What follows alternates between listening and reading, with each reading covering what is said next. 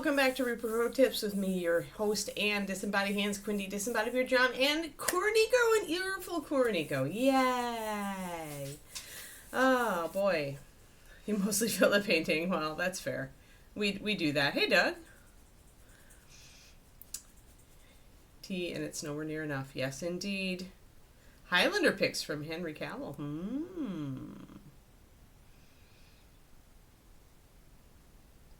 Oh, winter blues suck, Kodiak.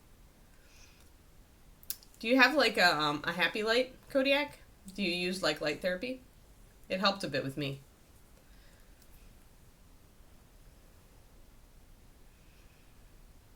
No, you could ever not look great. Exactly right, Quindy.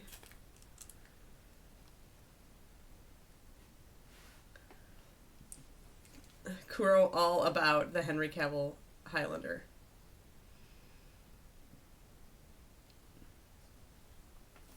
Yeah, no problem. I used to suffer from that so badly when I was in Wisconsin, Kodiak, so I have a lot of sympathy for those who suffer. It's not a $300 light. I got a little one. Oh, and I've lost my phone. Do we need my phone? Probably not, except that I get anxiety when I don't have my phone. 1 second, guys. Ah, there it is. I just put it down here. Well, at least it was close. You ever have that now? Like, you don't have your phone and you have this freak out moment? Like, oh my god, where's my phone? You just moved to Wisconsin? Welcome to the Cheesehead family, Doug. Where are you? I grew up down near Kenosha.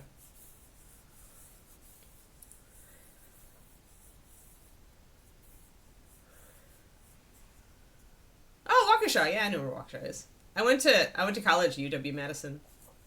Lived in Madison for 10 years. And I grew up down in the southeast corner. Wisconsin is cool, but it's brutal in the winter. Yeah, the happy light, I mean, it's a fairly bright light, but you like can get a small one. I just put a small one kind of off to the side so it can shine kind of at me, but not like at me in my face. The important part is just that the light gets to your eyes. It can help with seasonal stuff. Yeah, Madtown's a good place. My nephew just started going to college there this fall, or last fall, so this past fall. You're a millennial, Kundi. Not far, okay. You want to go to GaryCon? Awesome. Yes, for sure. Kiki, enough. If you haven't gone to, I don't know if it's still there, Kiki, enough. But the D&D museum. Although I was kind of worried about the D&D museum because I saw that the house that it's in had a for sale sign out front, so I thought that it might not be long for the world. But if the D&D museum is still in Lake Geneva, you might want to go while you can. Plus 10 to your painting, but it threw minus 300. Oh, you're talking about that light from what's it? From, that company. Oh, the museum is not closed. I was worried about that, Cuthbert. I'm glad I got to go. Yeah, Redgrass. Thanks, Quindy. I'm glad I got to go when I did, because it was really worth it. And now I'm sad. Like, I wonder what they're going to do with all that. Because it was in the original house that TSR was started in. And it was just so cool. And the guy there, like, knew so much. And all the paraphernalia was there.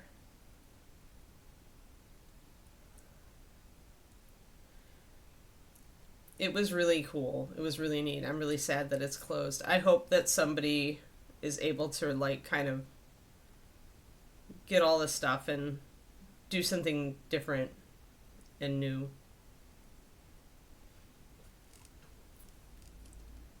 It just seems a shame to have all that stuff just, kind of disapparate.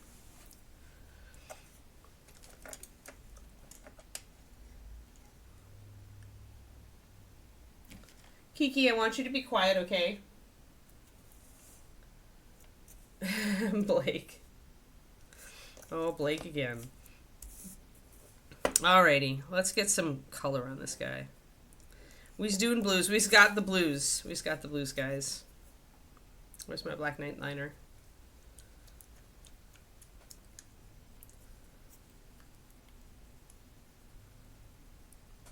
Yeah, even my mom enjoyed the D&D museum. That's something. What you don't expect for your parental unit to enjoy going to the D&D museum with you. One second, let me pop all this stuff back in my box. I've got a lot of paint here, sitting here, being obnoxious in my face. Nobody likes paint being obnoxious in your face. There. Oh, I have my colors. So as a reminder, we are using Black Knight Liner, the new Twilight Shadows, which is essentially the new improved version of Twilight Blue for Bones, for MSP 2.0. Glacier Blue.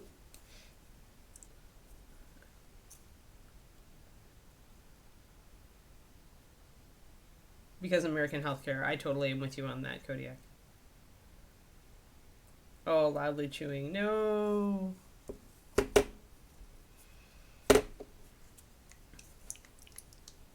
Maybe he's secretly a reincarnated cow.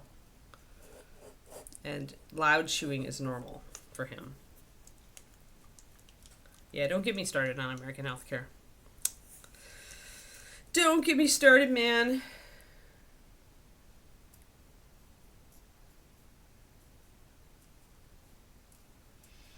Yeah, that's much better. I'm glad you have a job where they appreciate you, Kodiak. All right, so we're going to go and get our Black Knight mixed up. 4 drops. Get my palette. Palette in view. And then I was doing various mixes. I think I'm just going to go straight to the Twilight Shadows here. Oh, you have some of it, Cuthbert? Did they do a sale at the end? It's so that's just so sad. It's making me so sad. It was a magical place.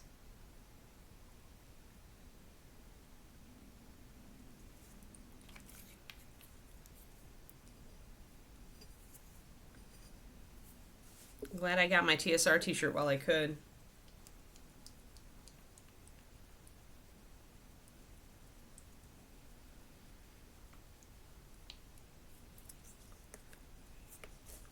I hope someone else some other time like actually manages to make it work as it for a D&D museum.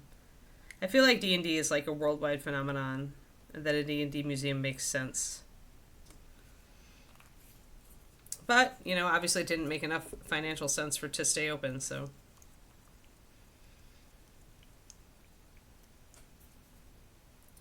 Yes, we are ogre maging. Let's see, and then we gotta get 1 second. Putting together our highlights here. So I know I want a little zenith yellow in both colors. No.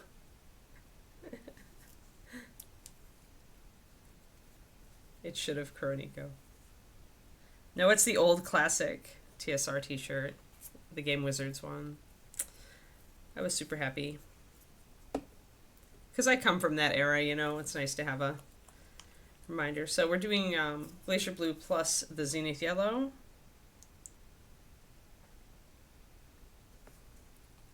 And then we're just going to put a little bit of that in our highest highlight once we mix it all up. So I've got a fairly wide progression here because we're going for dramatic skin tones. That means we're going from pretty much near black to near white.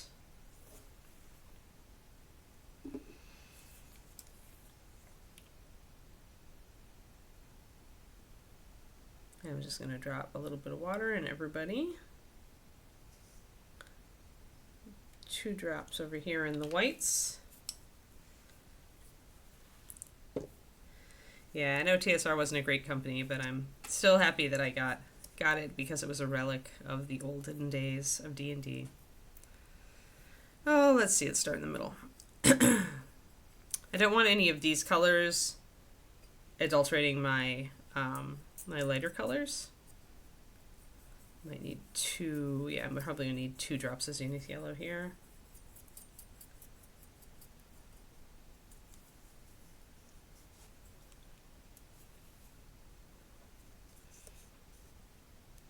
Nice, Red Links. Yeah, you were a little bit before me. I got in with the red box.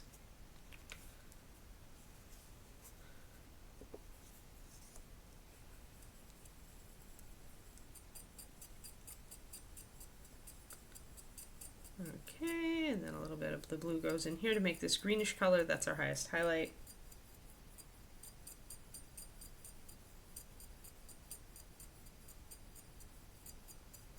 There we go. So our highlight colors, and I can get a little bit of this mixed back. There we go. I think that's enough of a transition. The value of these is very close. Can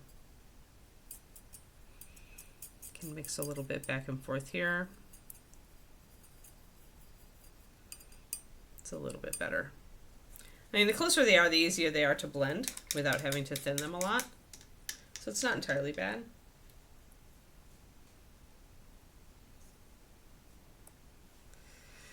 Yeah, I didn't keep the old dice because I didn't like them. I'm all for newfangled dice. I have much newfangled dice. But David and I don't play these days. We don't have a group.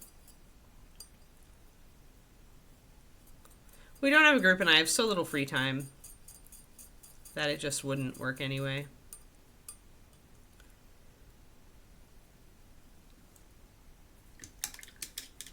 All right, so that's our progression.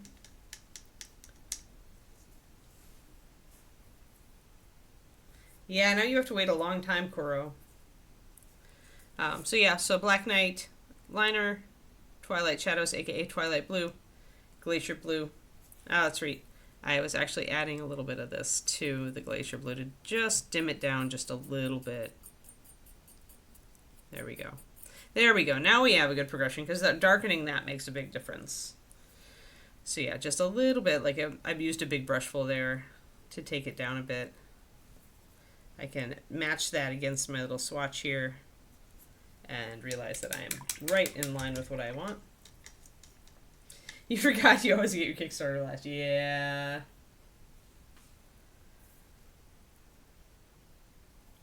Yeah, swapping spoons around. Yep. Yep. I feel it. I know I have to I've been struggling making time for the writing. So now it's time to really knuckle down and get that figured out. What did I do with my... Oh, okay. Other brush. I was going to say, there's a couple of brushes here that I should have. Alright, we're going to go with a bigger brush to start with here. Let's go with our number 2 Da Vinci. Just for fun, see how big a brush we can use.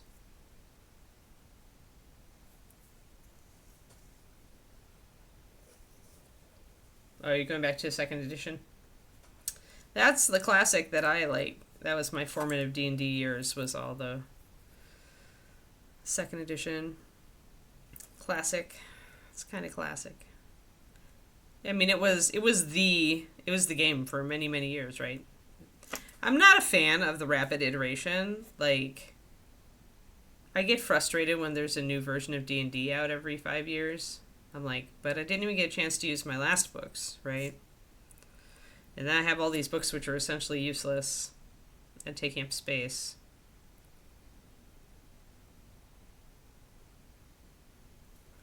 Just feels bad, man. Feels bad. Feels bad, Wizards of the Coast. But again, it's that business model. They're trying to get the money. And I'm like, Just means I don't invest in a new edition very often.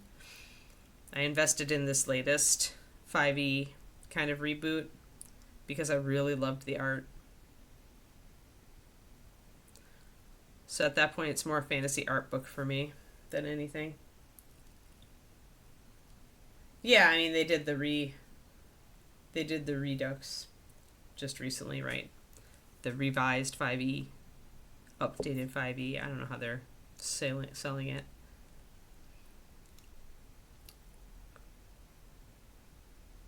So we start with emphasizing and make sure that we bring, sorry, I didn't get close enough. We want to make sure that we bring in our Black Knight liner over the black primer, and we want to get that shadow gray, the Twilight Shadows, sorry, in here in the transition.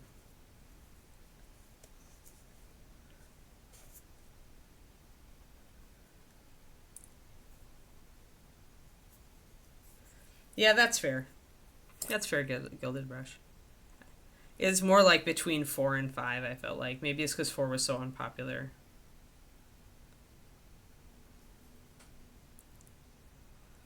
10 years is fair.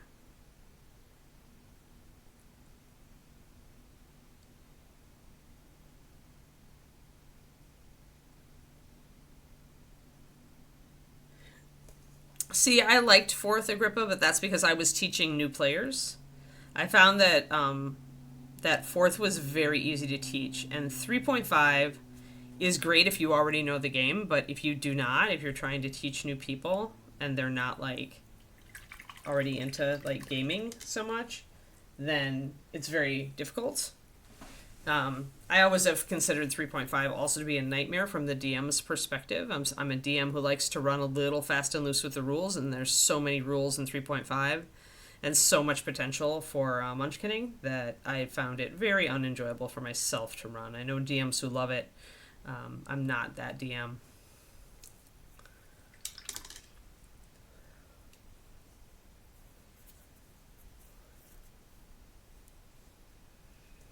Yeah, exactly. Yep. As a new player, fourth edition is very good, right? Yeah. Yes. Yeah, I liked it. I enjoyed running it, and I enjoyed playing it, fourth ed.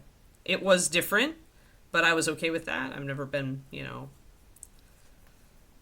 That said, when fifth edition came out and we betaed it at Reaper, I was like, hey, this feels like D&D, like the old D&D.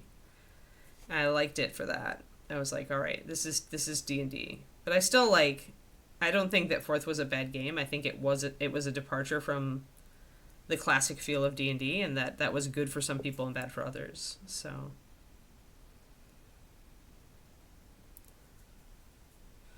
I'm putting a little bit of shadow in here with this little muscle.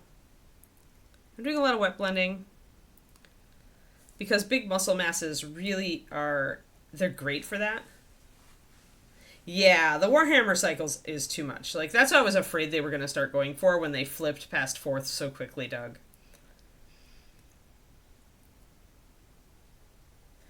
Yeah, that's extra work with it. Yeah, that I never cared to put in. I guess that because D&D wasn't my favorite RPG, like because I was a storyteller system junkie. I love Werewolf.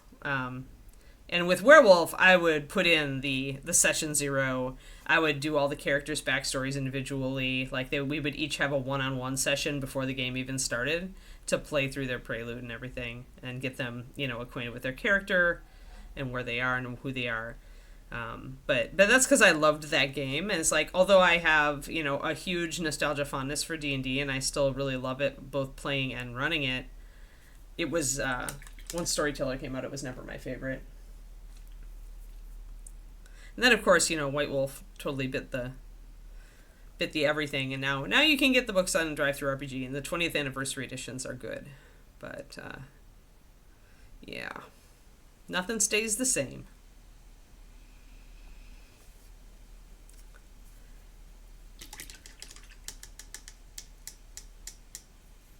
Yeah, yeah, I could see how you would transition from White Wolf to and just say, hey, why can't we do this with D&D and make it a better story? Absolutely, 100%. I think it was also that I didn't run like the last game I ran was Werewolf for my friends in Texas, and so like I had never and I hadn't really run. The last D&D game I ran before that was fourth ed, and I'd adapted the old first Dragonlance module to run it with fourth edition, so that everybody kind of knew like the shtick on that. Deadlands, yep, yeah, yep, yep, yeah. The mortality thing, it sucks. Mortality sucks. It's why I run. I'm just running away from death. That's all. It won't work, and I know this, but it makes me feel better.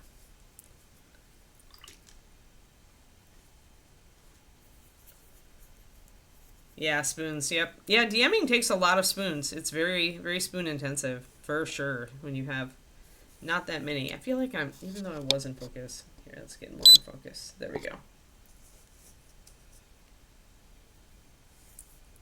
Ah, yeah, Pathfinder. Yeah, Dragonborn. Skeletal, I get it. I've played Pathfinder because it's essentially 3.5, and as I mentioned, I detest running a 3.5. I will never run Pathfinder, was never really that inspired even to try. But I played it, it was alright, but it's still too rules heavy for me. I'm not like I don't actually enjoy a lot of crunch. Ah, the dedicated DM, yep. I know, right? I also was the dedicated DM for a long period of my life.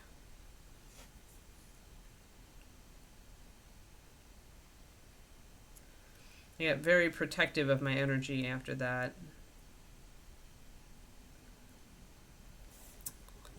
But now it's more like I'm writing books and I have it on pretty good authority from authors that writing books, like writing novels and like running role playing games, essentially take the same energy. Like it comes from the same place. So if you're running a bunch of games, you're not going to have a lot of energy to write your books. And likewise, if you're concentrating on writing your novels, you're not going to have a lot of energy to run games. And I have found this to be 100% true. So I'm at the point in my life now where it's like I want to write books. And so starting a game has been, much as I get nostalgic for it every once in a while, it's not been a priority.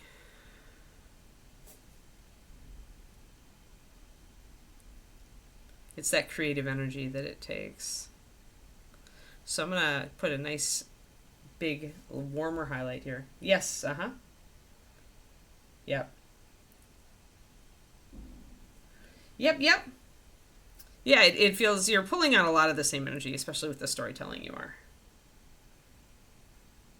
Just need the right push, yeah.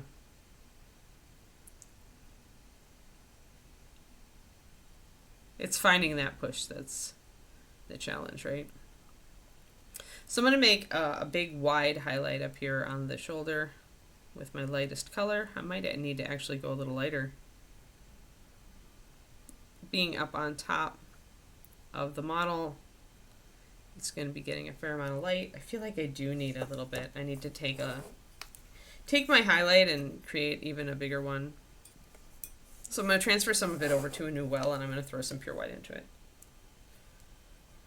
Oh no, Michael, I'm so sorry.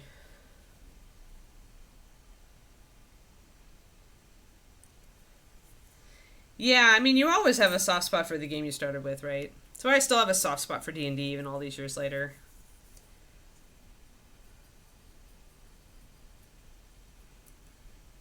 Alright, so now since I added pure white, we're going to have to add 2 drops of water to this. Really, really take it down. There.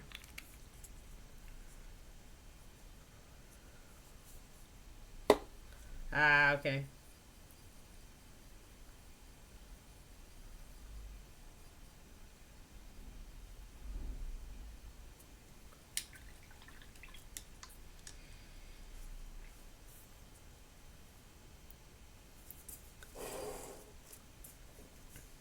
Okie dokie. So now I've got this. I'm going to switch to a smaller brush. Much as the wet blending with the big brush was all cool and all, now that I'm going to be layering, I want to have a little bit more fine control. Yeah, terrible timing for it to go out. I agree, Quindy. And I got a little bit, even up here, you can see it's kind of, like you can see the lines, right? So there you go, Kuro. You only need a small dragon.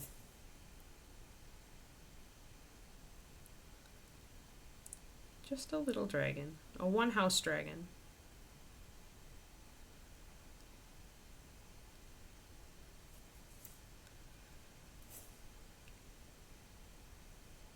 I get the feeling that the layering genie is out of the building today for me. The blending genie in general. I'm getting that feeling right now. Yeah.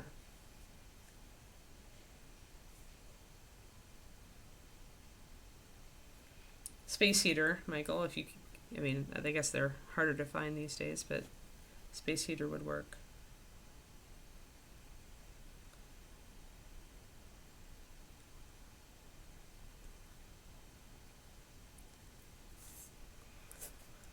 right, we're going to use our Glacier Blue to blend in this a bit.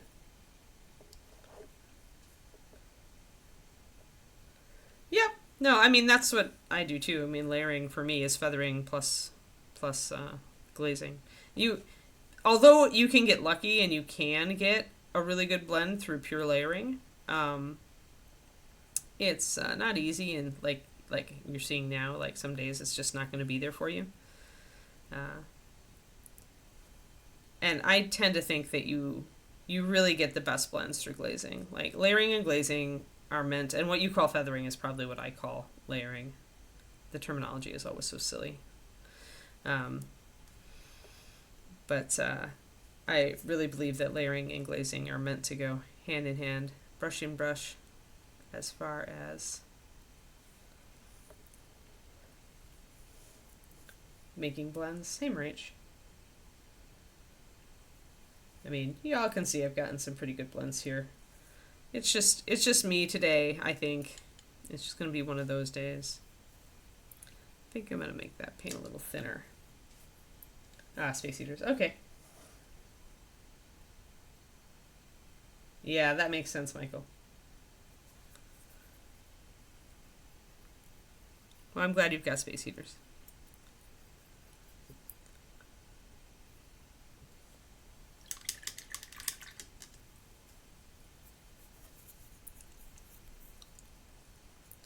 Yeah, I've been wanting to paint an Ogre Mage for a long time, and this is a good sculpt. So I've thinned down my glacier a little bit, so I can get a little bit more of a blend here. Part of it was just that I just was not thinning it though as much as I wanted to, or should have.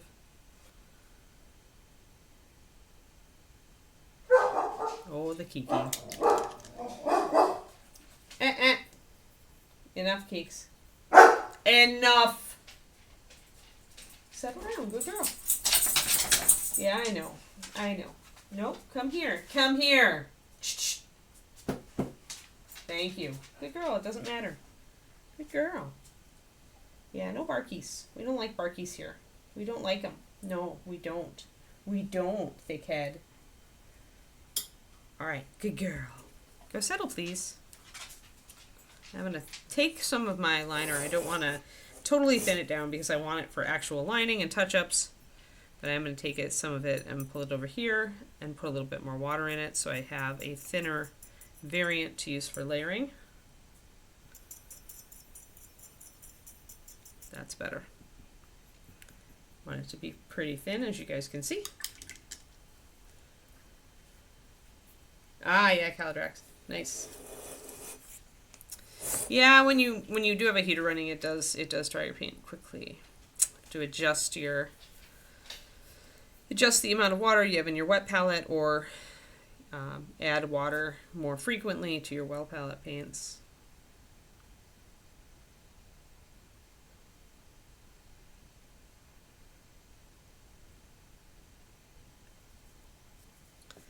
And I'm going to glaze with my Glacier Blue over this muscle here because I want it to be a little more faded.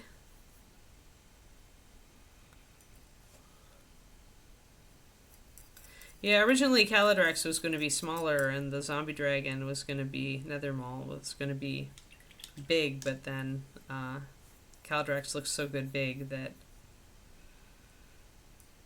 the Nethermaul got put out much smaller than it was going to be. Going to paint that right over all of this, the Glacier Blue, to fade in that. And I'm not putting a lot of paint over it, I'm just painting a thin layer over so I don't need to wick off the excess because there is no excess. I'll have to re-highlight that, that's not a big deal. Then I have to make the call of whether I want another layer, but I think that actually, because I'm making the shadow real slighter, yeah, I think that looks good. Now that looks good. Looks like in line with this. Curl, if you want one, if you ever get to the US, I have the resin giant Nethermaul. I would be happy to bestow it upon you. Because I've come to the conclusion I'm never going to paint it.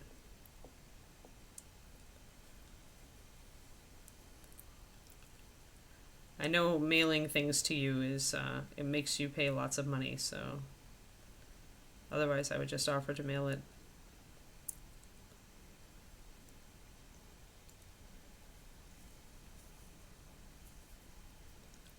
Alright, let's get this big muscle mass blocked in with a real light highlight at the top. And layering. I'm pulling everything, all the light up here. One of the things I need to do is put this shadow in so that I can see the contrast. Yeah, it's huge. It is huge.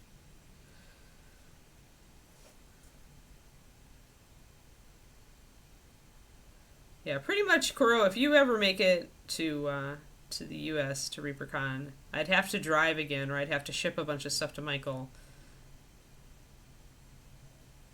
But bring a big suitcase, because I'm going to throw you all sorts of crap that I'm not going to paint ever.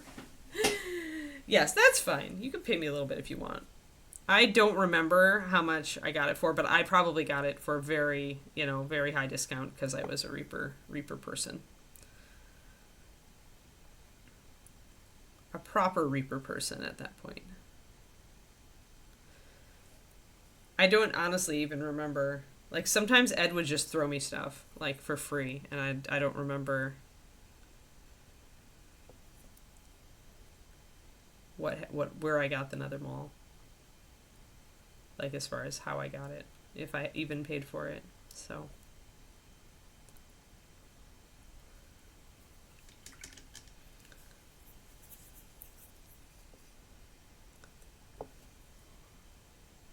But I still have it in my closet. It's sitting there, kind of being a sad little dragon because it's not getting painted.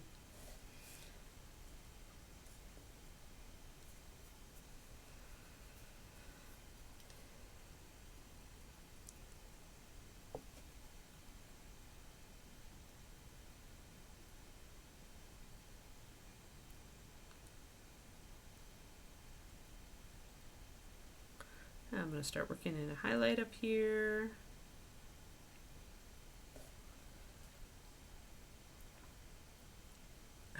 Maybe your luck is turning.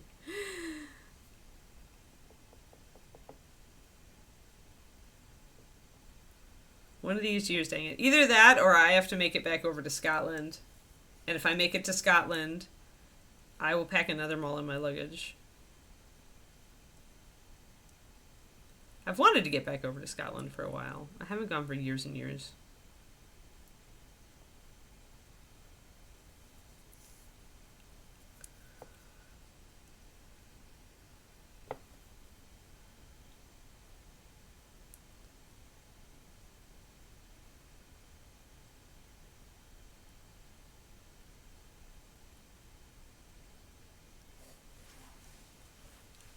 Tail end of your 40k army, yeah.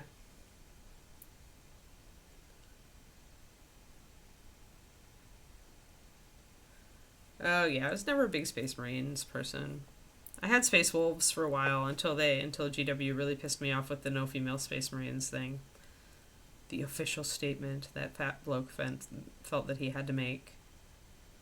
Then I went back, and my next army was Orcs. And I've been Xenos ever since, really. I've had Eldar, Orcs, and Tyranids, and before that, very briefly, Dark Eldar, but then their glass cannon nature did not suit my playstyle, so I would say Tyranids still my favorite army. The Orcs were fun.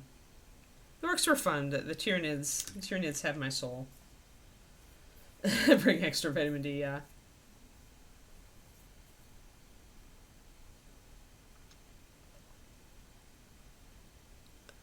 I mean, as I've said before, Kodiak, building an army when you are a fairly slow painter is pretty easy.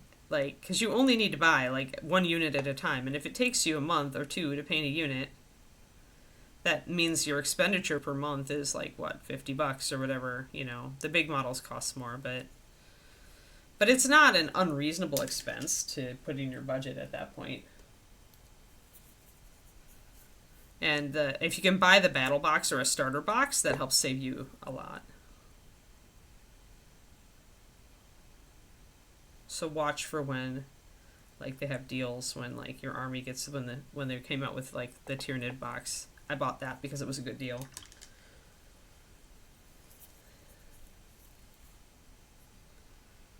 I mean, the Horde armies are just kind of like, you're going to be painting a lot of models, so you have to go in with that knowledge. Be ready to put your speed painting hat on if you're impatient. Yeah, I thinned my paint a lot now, and now I'm running into some issues. That's alright, though. I'm going to line around this, the basket. Can always mix up a new puddle of full strength paint if I want.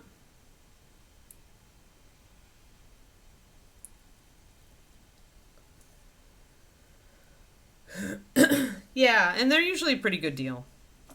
The only time they're not is when it's got units you just really don't like and don't think you would play. But I mean, even then, sometimes if you do the math, it still ekes out a bit of a discount, so it's worth it.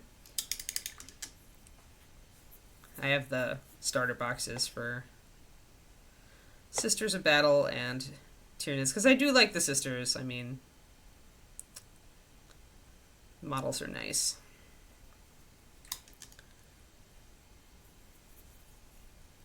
Necron's the easiest army to paint quickly, so if you want to play, Necron's is a great army for that. Like, because it's not going to take you nearly as long to get your army with color on it.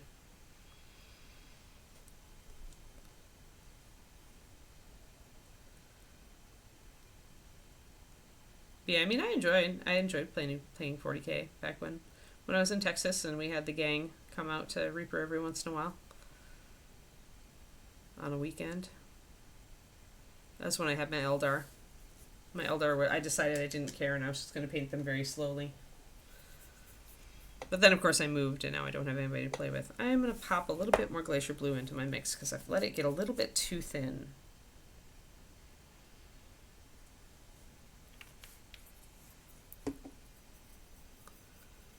A little bit too thin. Just get it a little bit thicker.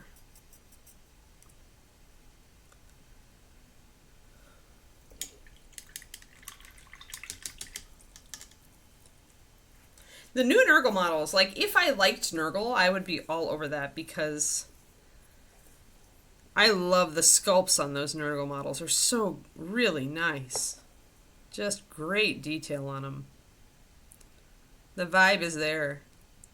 But yeah, I don't like ugly models, so I'm just like, grr.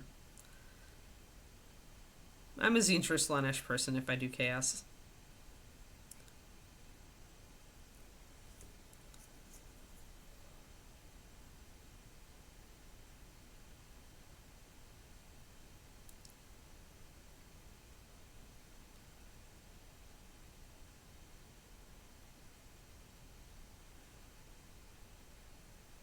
There we go, getting a little bit more blended back there. Corn all the way. I should have known, Crowley. David's into corn because he loves red. Yeah, never again. Yeah, non-metallic metal. Ugh. No thanks.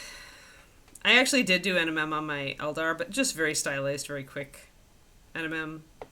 And Eldar are such a high-cost army that you aren't painting nearly as many models.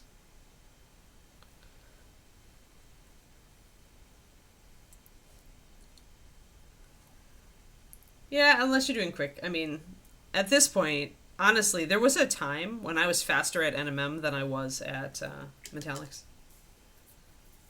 Like, as far as good NMM versus good Metallics. And I like to have my army look good enough that that I like to play it. Like, I can't totally short it on quality or I won't feel excited about it. It has to at least look decent. But I mean, you can quickie NMM.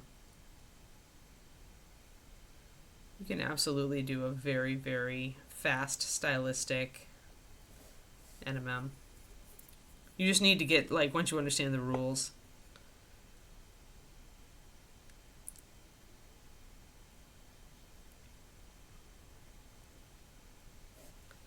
Yeah, we're getting that coming up now in a nice blend. We're getting there, Not doing NMM chords. Yeah, curve swords. Yeah, that's true.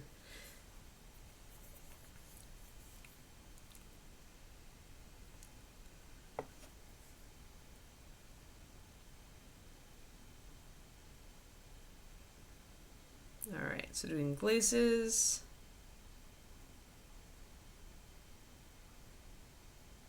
Glazes to blend. I've still got brush marks going on here, but I can, once I've got everything up, I can erase those with a glaze, so. But I want that light on that shoulder. Kiki, enough. Thank you. Brass or bronze. Oh, Lord, just don't even start, like.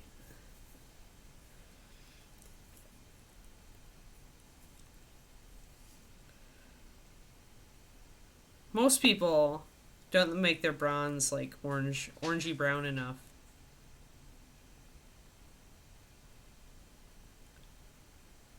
And brass looks very close to gold, especially on 28mm. Yeah, on dragons.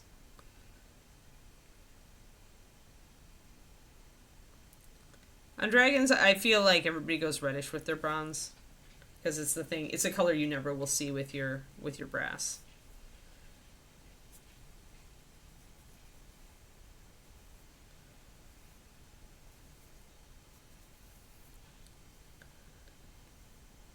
The ghosty guys I'm talking about. Fiddly to assemble. Yeah, the ghosty guys should be, the Night Gaunts, should be an easier army.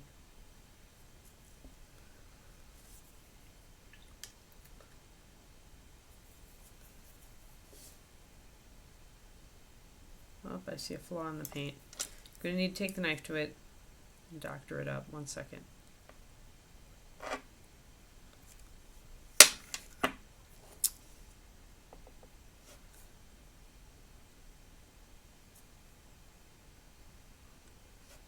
Get it covered over with white and then put the blue over the top.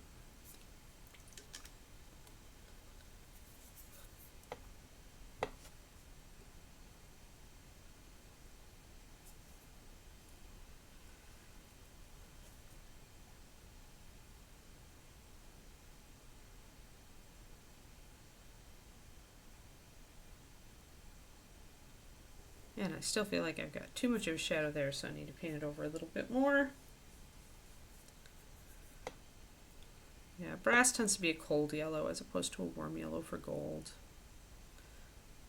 But again, on a 28mm model, I find it very hard to distinguish between them, and I often paint them just the same. Usually it's like, I want a yellow metal on this, I'm just going to do a yellow metal, and whether people think it's brass or gold, I don't care.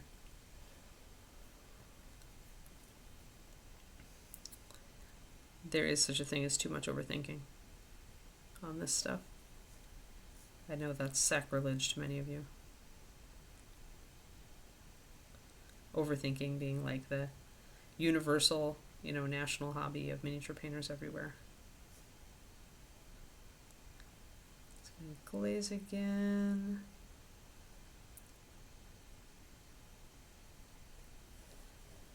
There, I've faded that out enough now. Hey, Roger.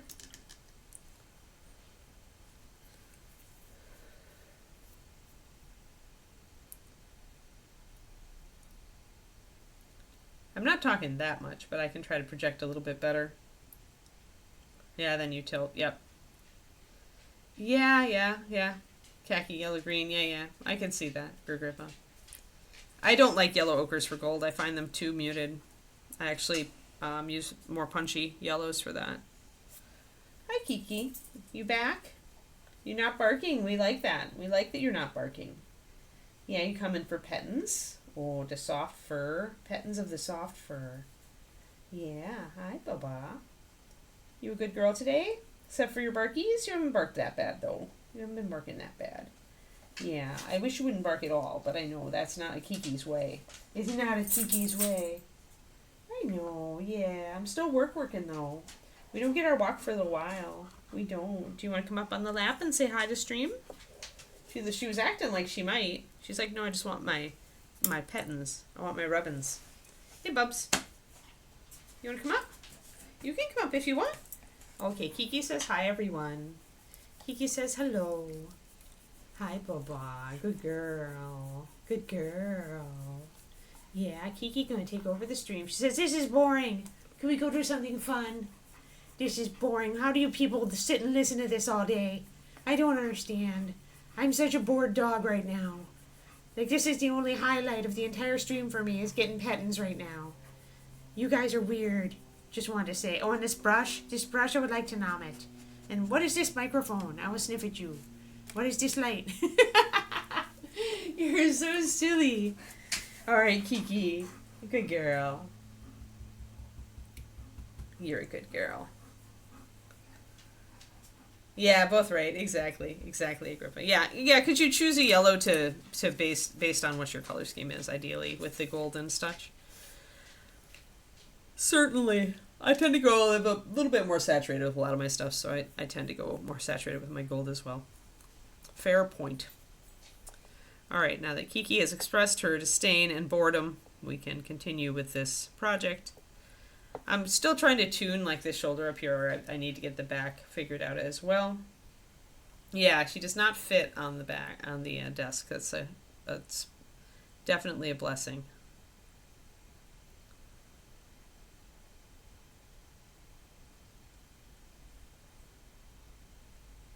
I don't have to worry about her knocking models onto the floor and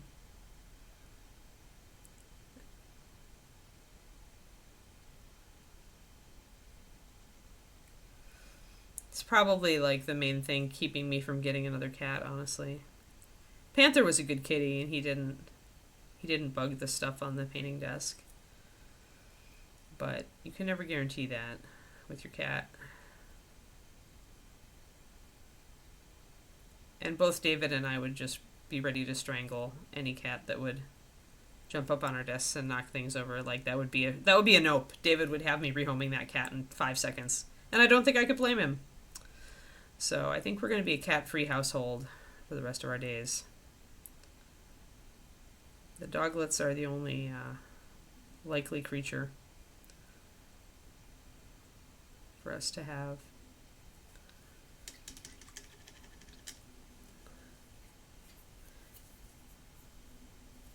Yes, yeah, yeah. You ask a 3-year-old, that's going to be pink, or like fluorescent blue, or metallic. Like green metallic, purple metallic.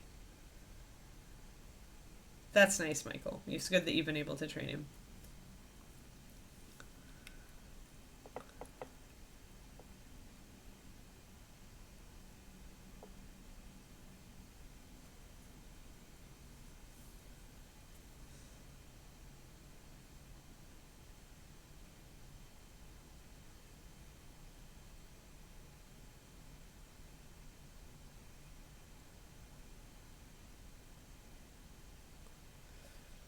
Alright, so just bringing up a highlight up there, bringing up a little bit more of a highlight here.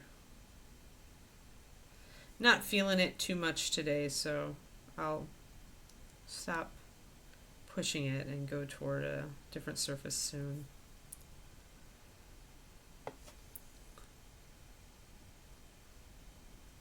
And some days it's just not going to work. Like some days you're going to like be trying to get like a technique that you know you can do that you've done numerous times, and it's just going to be like nope. It's going to nope out on you. You're going to be frustrated, and the answer for that then is to just move on. It'll come back at some point.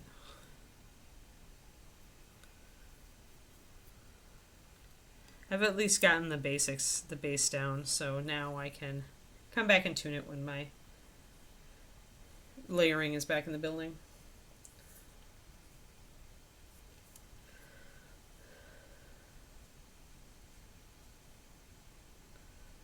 Yeah, that's fair, Kuro. Yeah, I don't think, given that David and I are fairly lazy pet owners, I don't think we would do it, and I know that then it would be a recipe for disaster.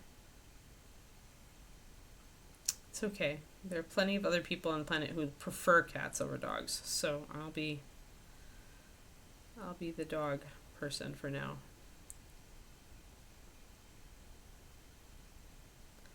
I made the official decision to fire my vet yesterday.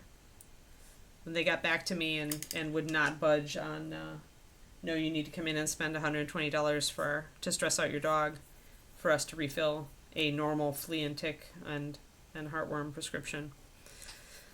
even though you've had the bloodworm, the blood test that shows us that you are heartworm clear. They decided to be that way, so I decided to fire them. I do need the medication, so I'm going to take Kiki in February. But after that, they get fired and they get a negative Yelp review. I already called my new vet and arranged to send Kiki's records over after I get this appointment. I'm going to use the vet that we went to get her hips done, which is a vet with an exceedingly good reputation. I have to like drive 10 minutes extra for them, but yeah, like they honestly wouldn't. They're like, you have to have this appointment or we're not going to fulfill any prescriptions. It's like, okay, see ya. What I think it is, guys, is it's a big chain vet. It's VCA, and I'm sure that these chains are totally all about the profit margin, and they put these rules in place, for that reason.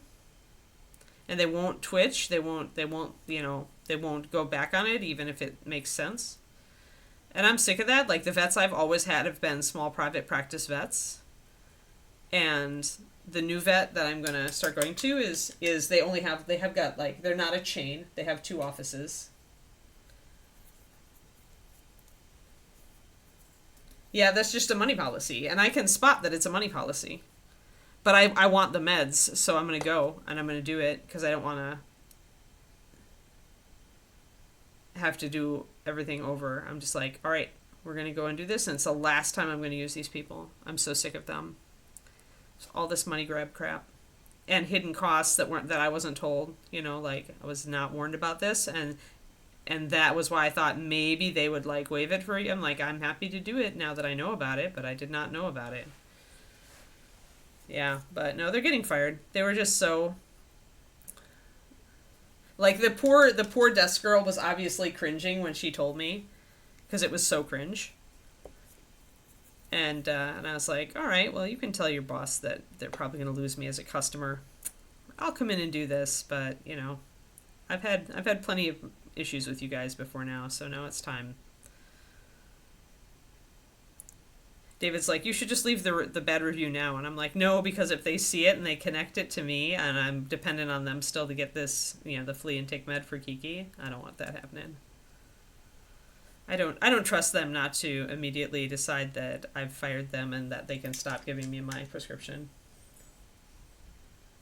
Cancer tests, red links, yeah, that can be pricey. That's why I have pet insurance.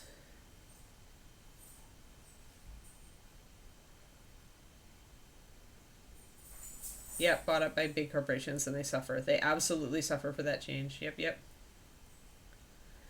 Issue I could, but I need to get my shot records sent over. So I decided I would take advantage of this vet one last time. It is closer than the new one. But after this, for all of her annual stuff and things, I'm switching over. Mostly it's that this one is closer and I'm like, you know what? I'm already in the process. They've already got all the rest of the stuff. I don't want to have to take Kiki in to the new vet and for them to say, oh, well, we need you to do all of this stuff again or whatever. Like, oh, we need a new heartworm test. At this point, we're just going to go to the old place and just get her done. And then that's the last time we're going to use them.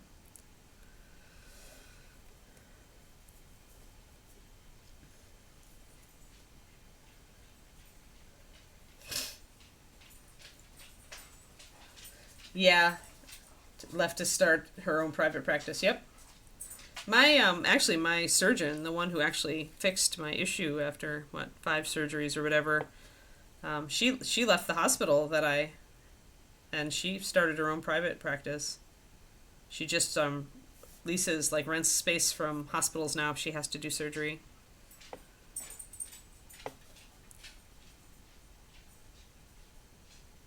She got really frustrated with the gatekeeping, that her patients couldn't easily contact her because the hospital was a nightmare to try to get in contact with anybody through. But yeah, I'd much rather a private practitioner. So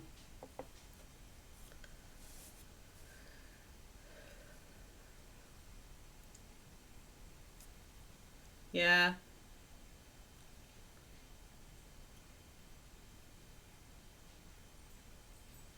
Yeah, your old vet got taken over and the prices tripled overnight. Yee, Kuro. I'm sorry. Yeah, I mean, I've been very lucky because I had an excellent vet. I had excellent vets in Texas. And then I was not expecting all this crazy when I came out here. So I'm just like, you know what? Just kind of webbing out these muscles real quick with an underpaint of the Black Knight liner.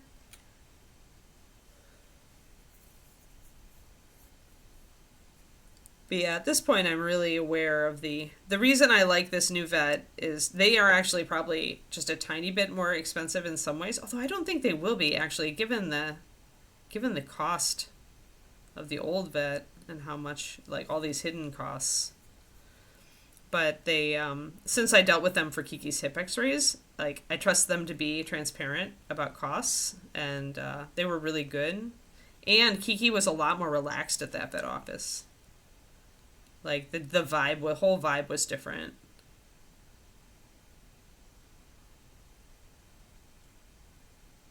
Like she was much happier.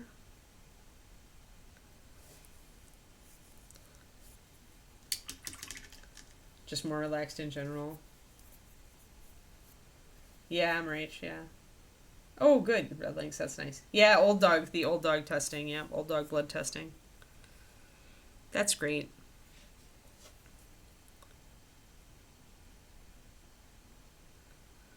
That's another thing. It's like Kiki is such a young dog. Like I'm just used to not having to worry about like why does a young dog need an like I understand with old dogs wanting an annual with a lot of tests, but I think it's overkill for young dogs, and I don't need to put my dog through that anymore.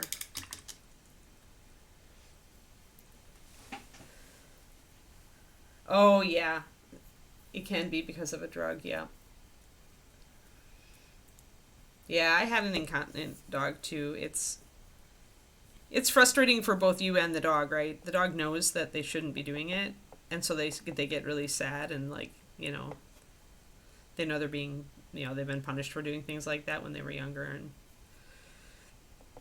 you get frustrated with them, and you just get frustrated with it in general. Yeah.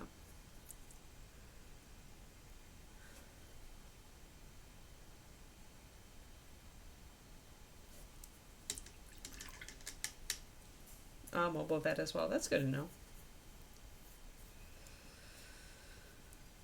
I've never had a mobile vet.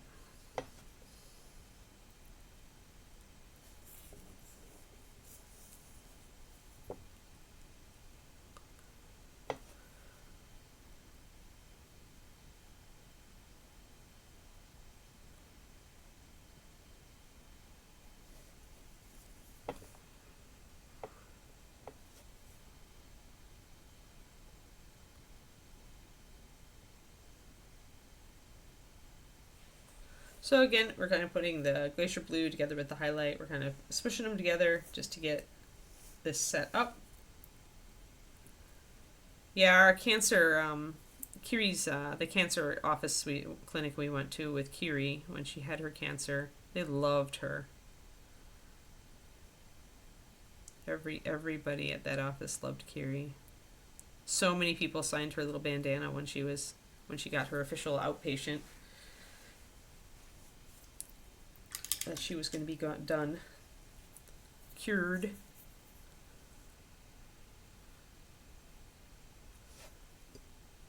They would tell me stories when I came in of things that Kiri had done, and I'm like, that is nuts. She just decided they were good people, I guess.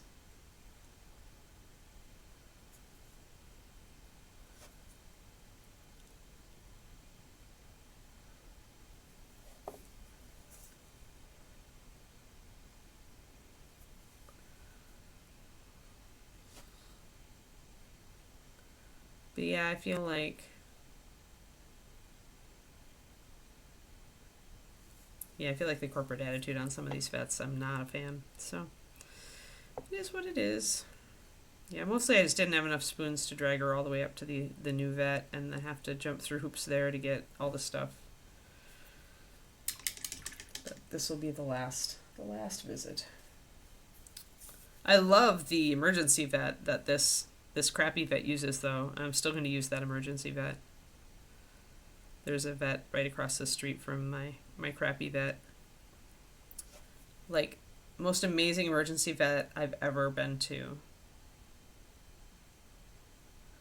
I don't remember what it was. Kiki. She was just acting a little bit weird, and I took her in. But it was such a nice facility, and it was all open floor. Everything like really, really open. They stood right there. You know, you got to. It wasn't none of this. We'll take your dog in the back, and you won't see what happens to it. Thing. It was always, you know, this is what we're going to be doing right now.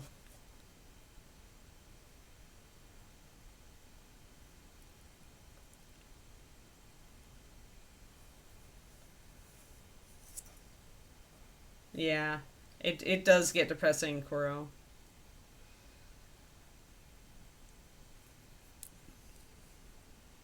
Hey, Henry Cavill, you know, whatever you need to do to feel up about the day, you know? I don't know what was with me yesterday. I had so much energy. It was kind of insane. It's like somebody secretly slipped caffeine into me.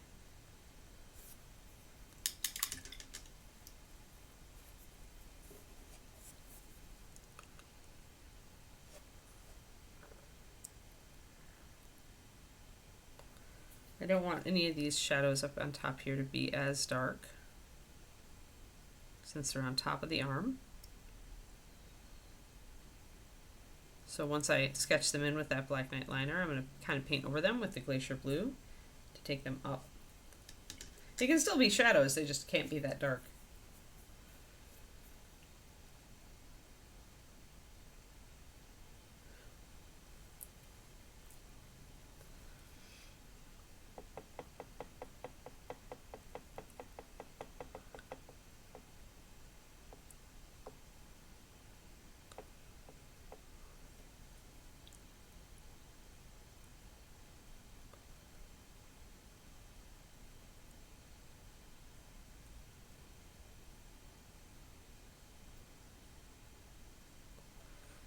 Take one of my lighter colors and start bringing in a little bit of the highlight up here. Using a pretty small brush.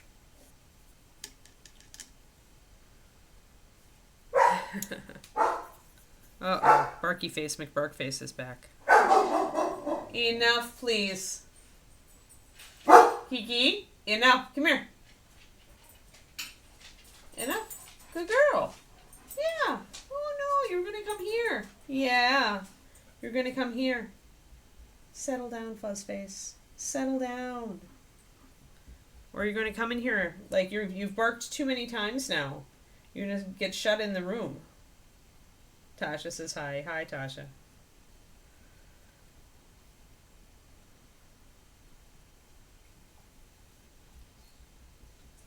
All right, Newlet. Go and settle down, please. KK? Mommy still has to work.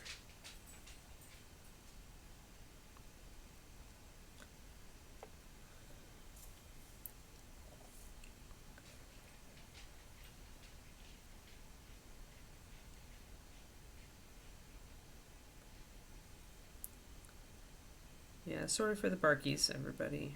She's been frequent today, but she hasn't been crazy. She's just been frequent.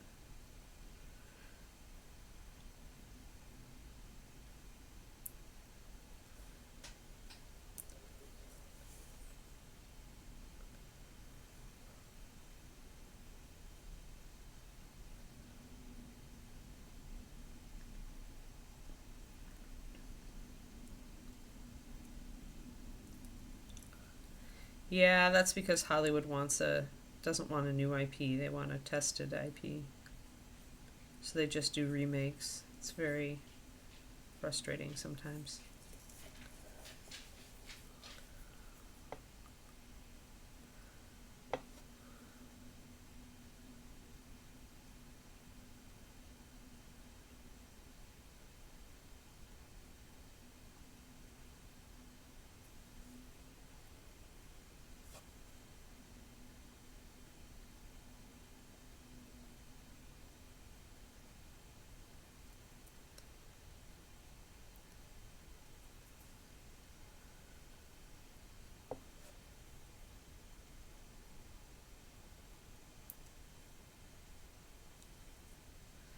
When we went to Scotland and Ireland, we went in springtime,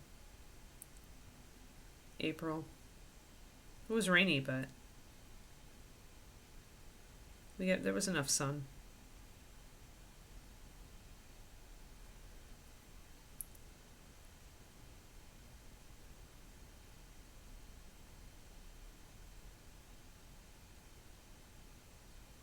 And I honestly don't mind I don't mind rain when I'm visiting a ruined castle or something. I do not require good weather.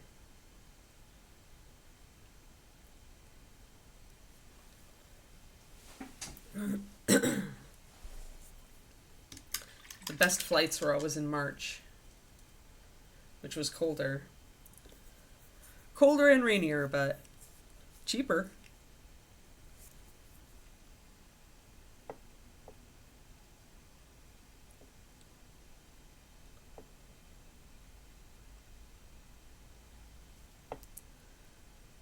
They at least need to do more original stuff. I don't mind sometimes having a reboot. Although so much of it isn't as good as this thing. It's just they don't capture the original. But like the new Top Gun movie, by all reports, was very good. So like some reboots every once in a while, if you have respect for the original material, can be good.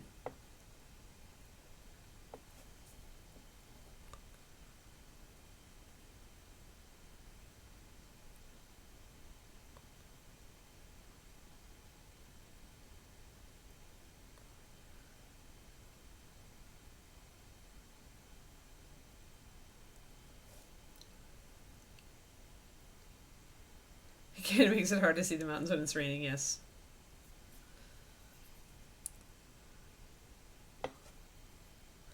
Fair point. Alright, now we need to bring up the muscle here. The top of the bicep here. Maybe they should read all the reboots.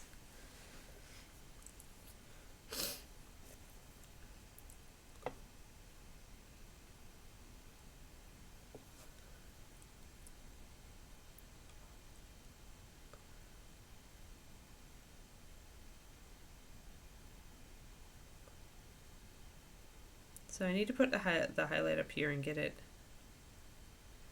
more worked up so we can see the line of that muscle.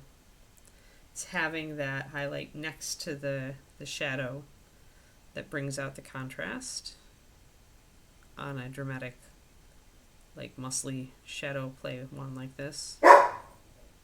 That's enough. You're coming in here and be quiet. Come on. Now, Kiki. In here. Settle. I'm done. Yep, I'm done with it. No more of that shit. No more of it. Nope. Yep. Yeah, you're gonna settle down in here with me. Jail. Kiki's in jail, everybody. Oh, that would be terrible, Kuro. Yeah.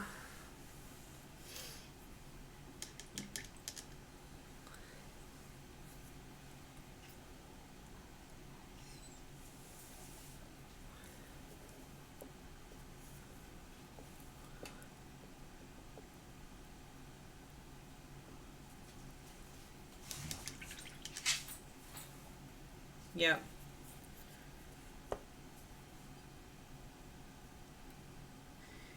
Yeah, they have an active dislike for it, or they've got this I could do better attitude, right? And then it turns out to just be crap.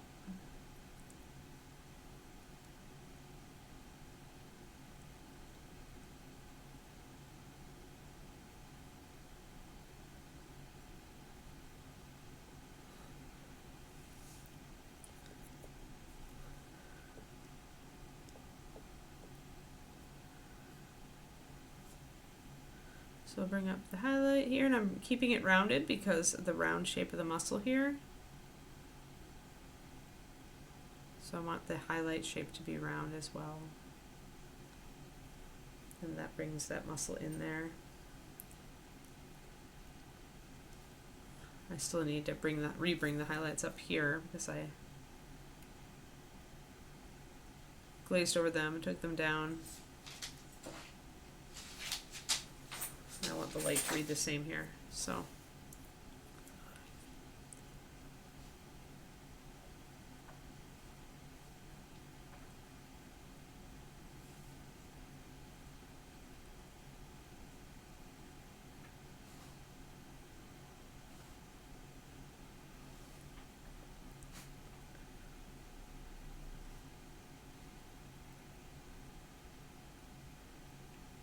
Yeah, exactly, Quindy.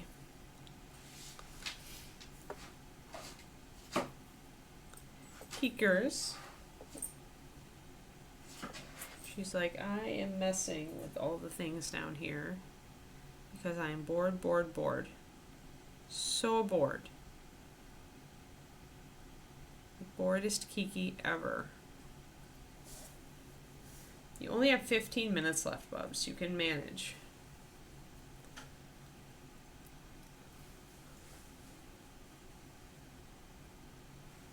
Yeah, I didn't know that either.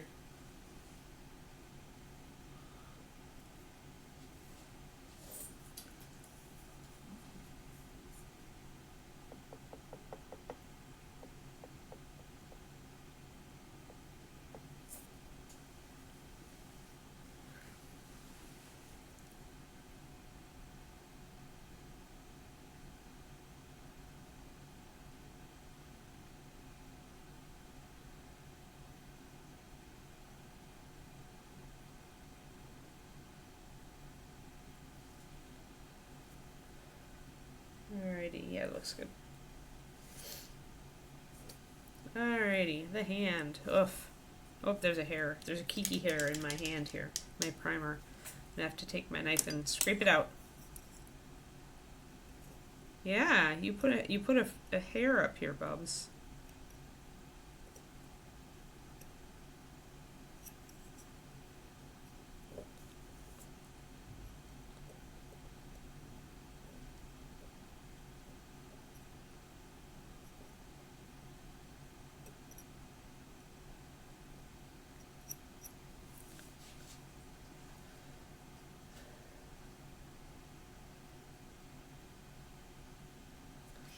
Yeah.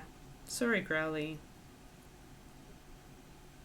Nobody wants to do meetings. It's Wednesday. It's the middle of the week. None of us want to do anything in the middle of the week.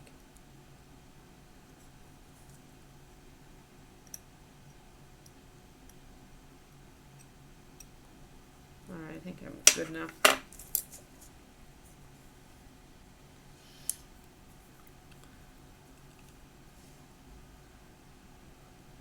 Now I actually need to have a thicker white, though, to go and paint over that. So I'm going to just get myself a full strength white.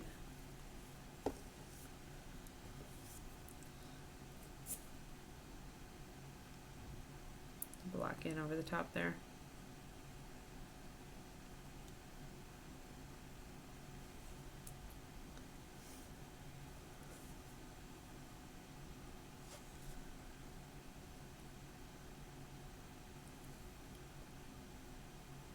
Just going to wet blend that.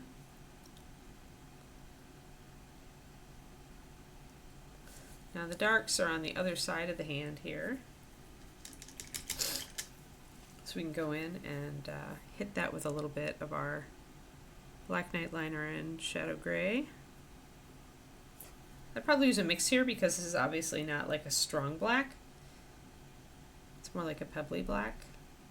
So it's going to be more the Shadow Gray mixed with the liner instead of straight liner. The Shadow Gray is still dark enough.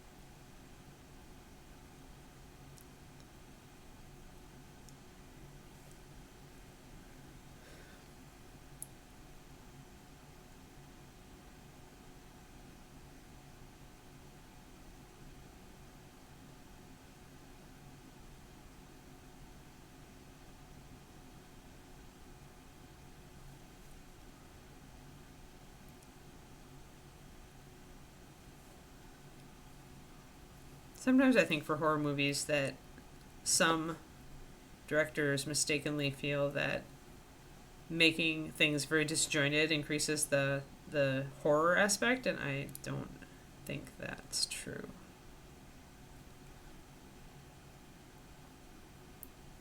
Mostly it horrifies us that they can do such a bad movie.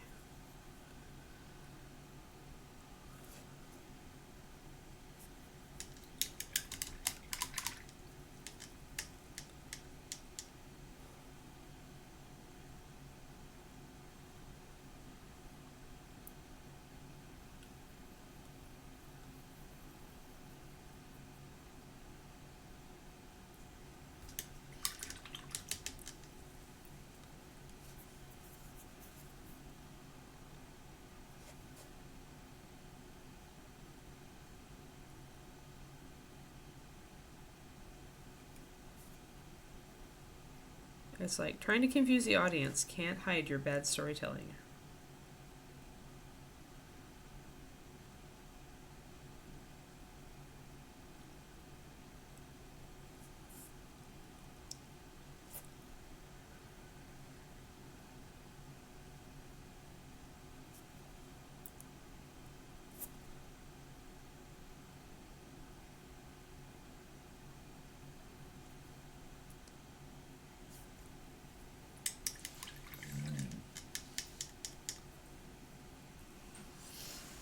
Oh no.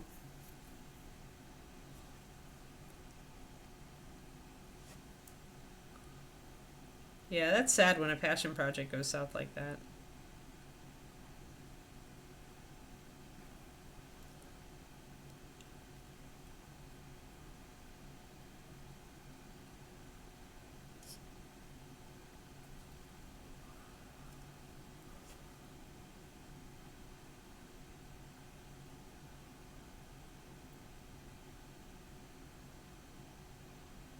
Hands have a lot of small details on them, so it can take a while to really start getting them locked in.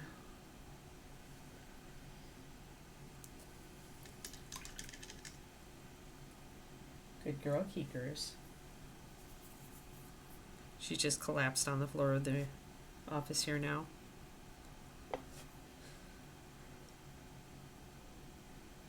Giving me that I'm so bored vibe.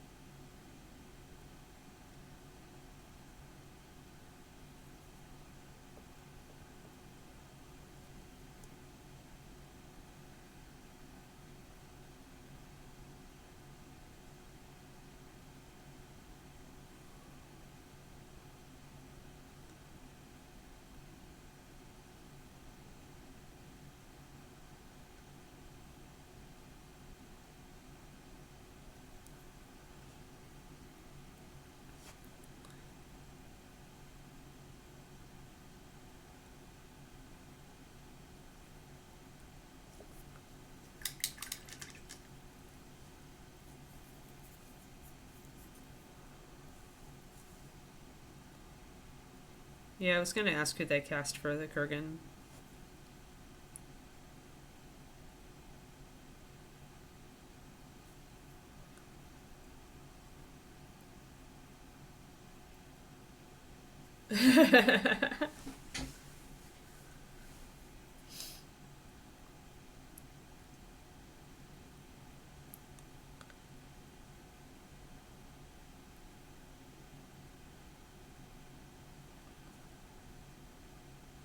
Poor Henry Cavill. He's just a nerd who wants to, like, have the opportunity to make, great movies based on all the stuff he really likes. And instead he gets shackled with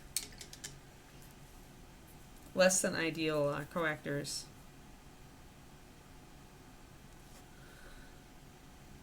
Alright, Crowley. Try to survive. Try to survive the meeting. We'll see you tomorrow.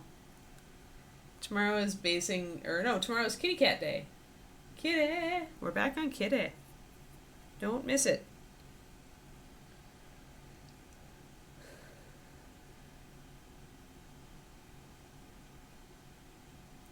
There can be only one.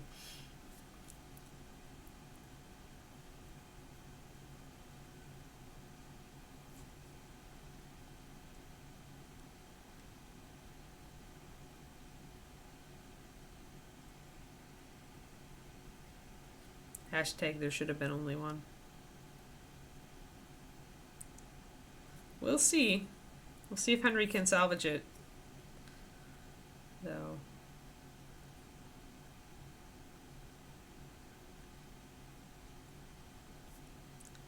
So yeah, just trying to get this, trying to get these colors kind of locked in. I'm going to end up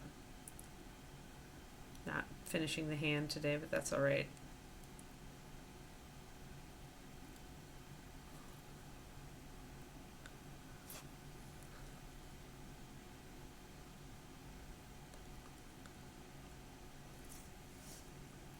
Everything on the bottom side of the hand is dark.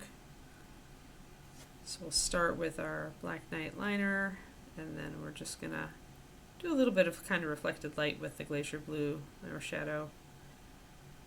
Twilight shadows mixed with the Glacier Blue.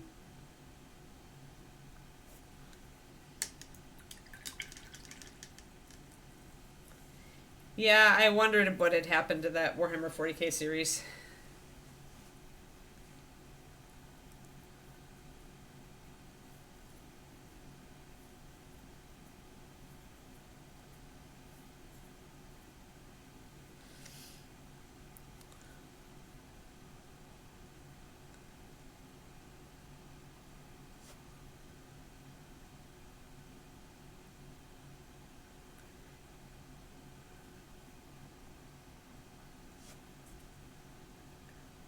Honestly, the problem with 40k to me, making it a series, is that nobody in that world is likable. You have to have likable somewhere.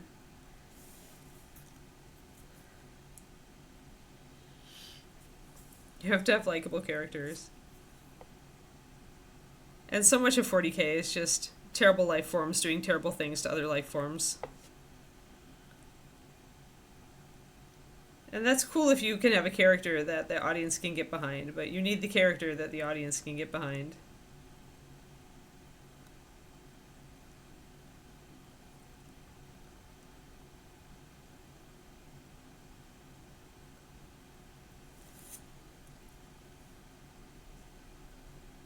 Yeah, so getting a little bit of highlight, just using that shadow gray to pick up a little bit of detail in here, just so it's not completely dark.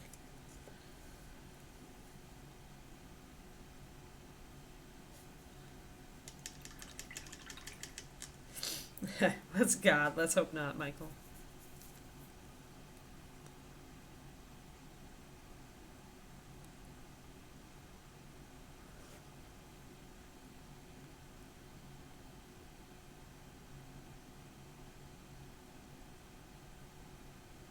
But yeah, it's like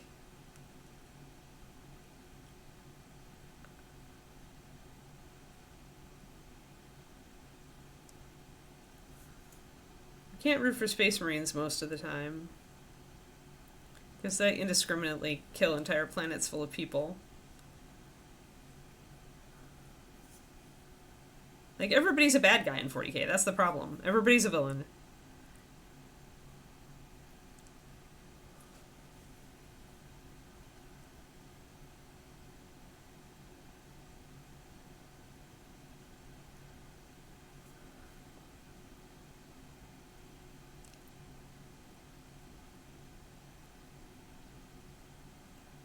Well, to be absolutely fair, Skeletal, I am a female and I would like to see some females. Like, there are female Imperial Guard.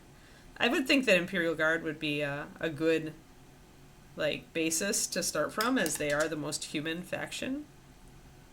You could totally have women in IG. That's totally canon.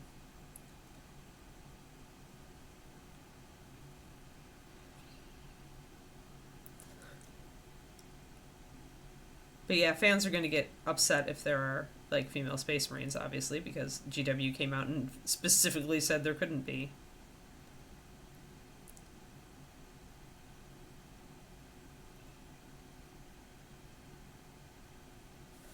There we go. All right. I think that's where we're going to stop today. Yeah, Eisenhorn. Yep, yep. Yeah, I was going to say there are a couple of IPs that GW has that could be used. Like, Eisenhorn was pretty human and pretty sympathetic for what he was. Yeah, and he has a group of his support crew. Yeah, that's true.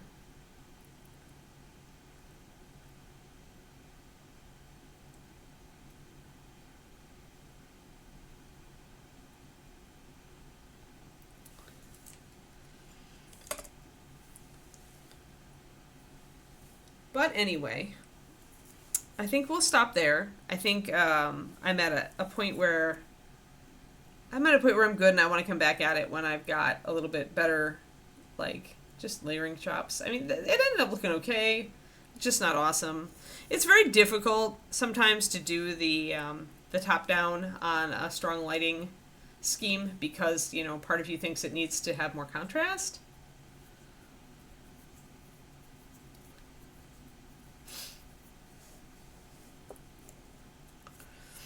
But anyway, so there we are. We at least got an arm done, mostly. I'll probably end up tuning it. But yeah, his top part is blue. Yay, blue! Yeah, most of it. I think we got... I think I'm missing a little tiny bit there and there. Yeah, here. So we've almost got the entire upper torso done, and all we have to do is the legs. And then we get to figure out how we're going to work with this blue on the rest of the model. And what other colors are going to work.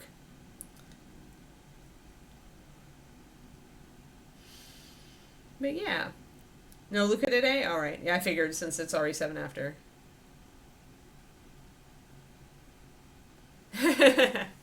Blue is just painful. Although I'll tell you, blue grays like this are a lot easier.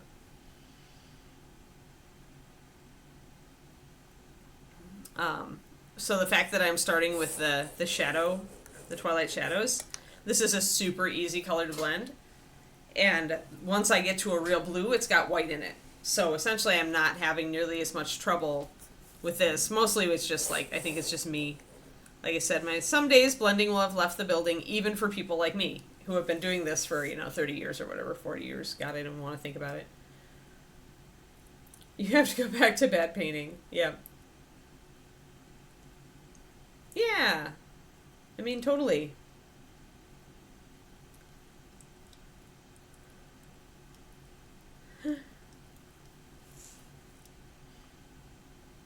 Yeah, you can always, with kids, it's like, just give them bigger models or monsters and have them go to town, right? Get a bunch of cheap stuff on eBay. Find the bunches of old Bones models that people are or use your own. Pick out your Bones models that you're never gonna, work with that are a little bit bigger for kids. Oh, good. Great white shark. Nice. You can also buy those, like, plastic cheap toy animals and dinosaurs and stuff, and just, like, throw a little bit of primer over the top of that and let them paint on those. Those are fun, too. All right, guys. Thank you so much. So, as mentioned, tomorrow is Kitty Day. Kitty. Oh, look how shadowy Kitty looks. Doesn't Kitty look so shadowy? Shadowy Kitty. Love the shadowy Kitty. So we gotta get in... Want to blend in some of this stuff. I want to start on the tentacles, at least the paw over here, for sure. And then we'll keep working on the patterns on Kitty. We'll start, Shadow Kitty. Shadow Kitty time. That black indigo really rocks it with that. Thank you so much, everybody. Thank you, Quindy, for being our mod. As always, I appreciate you. And, I hope you guys have a great day, okay? I'll see you tomorrow. Bye-bye.